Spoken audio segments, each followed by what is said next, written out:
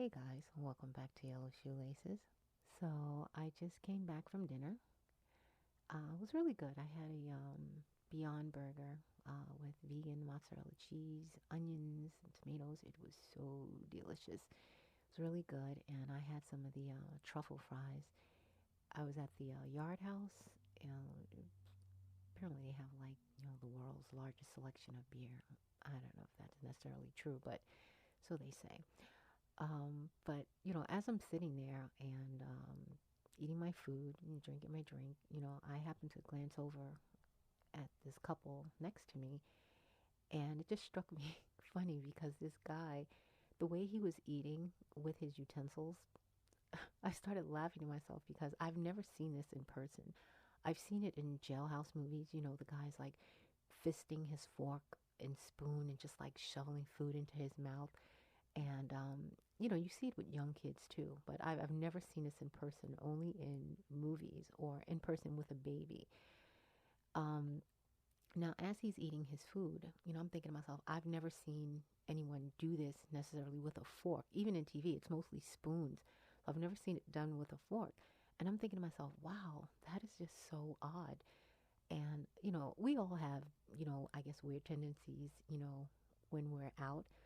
But then I started thinking to myself, like, what would be something so weird that would make you get up and walk away from the table, like, say, on your first date? And would you get up and walk away, or would you say something to your date? And I'm thinking to myself, like, if I was sitting down at the table and someone was eating like that, and we haven't been out long, or if it was a first date, I don't necessarily know if I would, tell them to stop it, but I would question, why they hold their fork or spoon that way. I would definitely ask that. And then I started thinking, what would be like the end all be all, like, this is it. I can't do this anymore. I'm not going to see this person anymore situation in a restaurant. And I'm saying, definitely not the fork situation, but smacking. And I'm saying to myself, like, if I was sitting at the table with someone and they started smacking and it was a first date, I don't know if it would be the same conversation it would be, say with the utensils, because I feel like that's kind of like, an area that's not necessarily rough to talk about. We don't know. They could have like issues with your hands or something. But when you're eating and you're smacking, like, I'm sorry, sir, I don't really need to hear you or see your salmon in your mouth. Don't need to hear that and see that. So I think that well, I'm pretty sure that I wouldn't say anything. I would be like really like creeped out, but I wouldn't say anything. But it would definitely not be a second date. I think I would be so grossed out that I would like kind of make an excuse about having to leave. I wouldn't walk out on a date. Definitely wouldn't walk out and wouldn't say anything, but I would like make an excuse like I gotta go. Something came up. There would be no kissing afterwards. We're not gonna have a drink afterwards. We're not gonna, have a long stroll anywhere. That's not gonna happen. Definitely not a second date.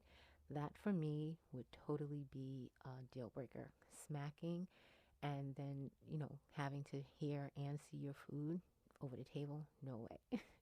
Definitely no way. And I know what you're thinking, mind you, this all came from me glancing over at a table, watching a guy like fist his fork. Yeah, I thought it was crazy, and I'm trying to think of like the craziest things that you've done or seen in a restaurant. Now we all have our quirks in a restaurant, definitely we all do. I know mine. Um, Talking up the wait staff. I know a lot of people, they don't like to talk to the staff. It's like, let them do their job, da da da. But I like to talk. I want to know, hey, how you doing? How's your day? And I feel like, it makes them feel better when you're like asking about their day and you're listening to them. They have long hours, they're on a feet all day, customers may be rude to them. So I like to talk them up. And I know some people don't like that. So that's my little thing that I do that might annoy some people. But I don't necessarily know if it's an offense that somebody would like walk out on me for, or not want a second date type situation. But I don't know. I think that the chewing loudly and opening your mouth when you're eating is pretty gross. So, I'm watching a guy. Mind you, I'm getting a whole movie, and food. So I'm watching him, and they then order dessert. So I'm thinking to myself, like, clearly he's not going to switch positions, with the hand movement because, again, I've only seen this, you know, in movies, with men at jailhouse type, fisting a fork. Well, the spoon. So when he's like switching over to the spoon for ice cream, I'm like, he's going to do it again.